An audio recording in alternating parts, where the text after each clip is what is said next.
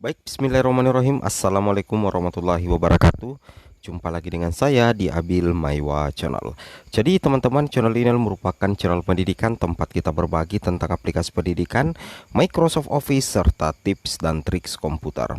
Jadi pada video kali ini Bapak Ibu ya, kembali lagi admin akan mencoba mengupdate informasi terbaru terkait P3K Guru di tahun 2022. Yang mana informasi yang kami sampaikan di sini adalah terkait kabar gembira ya bagi pelamar P1 tanpa formasi, peluang lolos ASN P1 turun status, P1 turun status siap-siap mulai 27 November.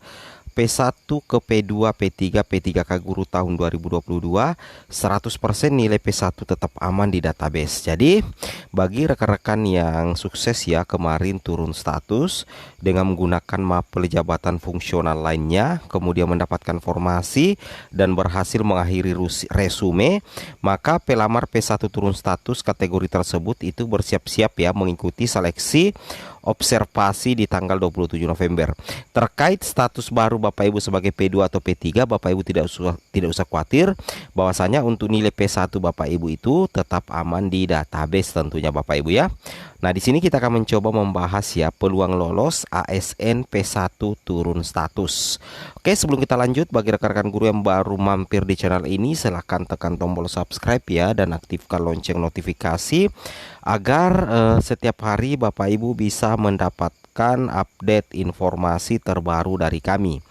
Baik Bapak Ibu, kita langsung saja to the point ke informasinya. Nah, di sini Bapak Ibu tentunya sudah melihat ya bahwasanya untuk pengumuman seleksi administrasi itu sudah selesai Bapak Ibu ya, sudah selesai untuk pengumuman seleksi administrasi.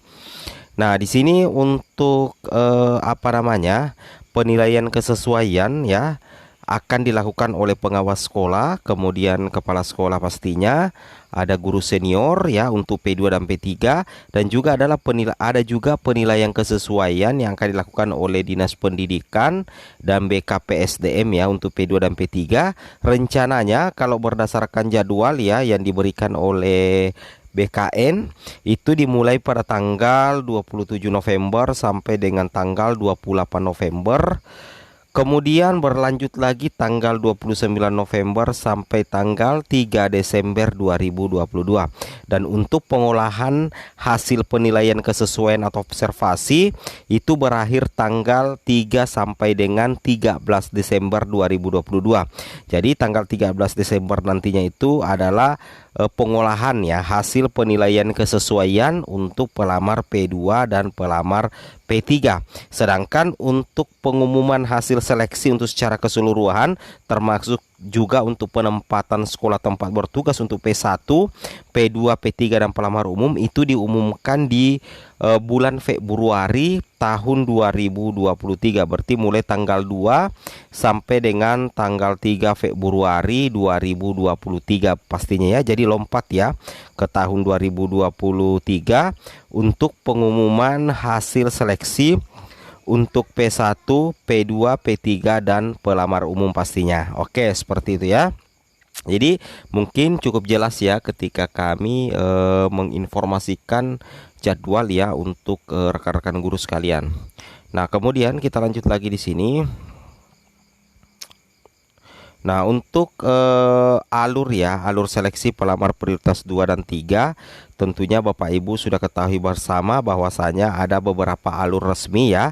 Pertama itu Bapak Ibu login di SSCASN, kemudian nantinya Bapak Ibu akan pemilihan formasi tentunya, kemudian ada seleksi administrasi selesai, pengumuman seleksi administrasi selesai. Nah, siap-siap Bapak Ibu mengikuti seleksi kompetensi, yang mana untuk seleksi kompetensi itu sendiri adalah penilaian kesesuaian. Nah, jadi nantinya juga akan ada sangga kompetensi dan ada pengumuman seleksi kompetensi. Setelah itu guru dengan nilai tertinggi lulus di sekolah induk ya selama ada kebutuhan. Jadi nantinya di seleksi observasi itu akan melihat faktor utama penentu kelulusan, yaitu nilai tertinggi Bapak Ibu. Ketika Bapak Ibu mendapatkan nilai tertinggi dan ada kebutuhan, maka Bapak Ibu itu akan ditempatkan di sekolah induk ya, selama ada kebutuhan. Kalaupun misalkan tidak ada kebutuhan, berarti Bapak Ibu bisa ditempatkan di sekolah yang ada kebutuhannya tersedia. Seperti itu ya, itu yang harus Bapak Ibu pahami dan Bapak Ibu cermati sekalian. Nah, kemudian terkait dengan hal tersebut, Bapak Ibu perlu paham bahwa ketika Bapak Ibu mendapatkan posisi seperti ini, maka tentunya Bapak Ibu akan mengklik turun status ya. Ini sudah dilakukan kemarin dan sudah ada jaminan dari Kemendikbud bahwasanya Bapak Ibu yang sudah lulus PG, kemudian mengklik tombol turun status, baik mendapatkan formasi ataupun tetap zong ketika sudah turun status, maka Bapak Ibu tidak usah panik karena P1 Bapak Ibu itu tetap direkam di dalam aplikasinya Kemendikbud di database ya, jadi aman. Kalaupun misalkan nanti di seleksi observasi Bapak Ibu tidak lulus, maka nantinya tentunya data Bapak Ibu itu tetap Bapak Ibu akan berstatus sebagai P1 ya. P1 yang tentunya nantinya tetap bisa direkam ya, direkam sebagai P1, dan nilai P1 Bapak Ibu tetap bisa dipergunakan untuk seleksi berikutnya. Wow, mantap ya. Kemudian kita lanjut lagi. Untuk peluang lolosnya tentunya kita berdasarkan dengan data ya, bahwasanya untuk pelamar P1 yang turun status dengan menggunakan mapel jabatan fungsional lainnya, tentunya itu memiliki kesempatan ya mengisi atau memperebutkan 11.349 ya. Nah, jadi ini formasi yang 11.349 itu diperuntukkan bagi 55.000 P1 yang tidak mendapatkan formasi atau penempatan ya. Jadi ketika turun status dan masih ada kebutuhan P2 atau P3, maka Bapak Ibu bisa lanjut resume ya, seperti kemarin ya. Nah, jadi ini 11.349 Bapak Ibu harus ketahui itu cuman diperuntukkan bagi P1 yang turun status, bukan untuk P2 murni dan bukan juga untuk P3 murni. Jadi ada keistimewaan ya, ada formasi tersendiri atau formasi khusus untuk P1 yang turun status. Di sini dikatakan peluangnya terbuka formasi mapel jabatan lainnya sehingga diharapkan dapat mengikuti seleksi kembali dengan menggunakan mapel lainnya. Jadi tentunya kalau menggunakan mapel lainnya Bapak Ibu ya, itu nantinya akan berlaku yang namanya peta linearitas. Seperti itu ya. Itu yang harus Bapak Ibu pahami. Kemudian kita lanjut lagi di sini. Nah, di sini Bapak Ibu sangat jelas sekali peluang Bapak Ibu ya yang berhasil turun status dengan mapel jabatan fungsional lainnya dan sukses resume dan mendapatkan formasi yang masih bisa didaftar. Itu adalah di sini dikatakan Bapak Ibu ya, bahwasanya P1 yang tidak dapat ditempatkan itu diberikan kesempatan untuk memilih formasi yang masih kosong dengan menggunakan mata pelajaran jabatan lainnya. Tentunya berlaku linearitas Bapak Ibu ya.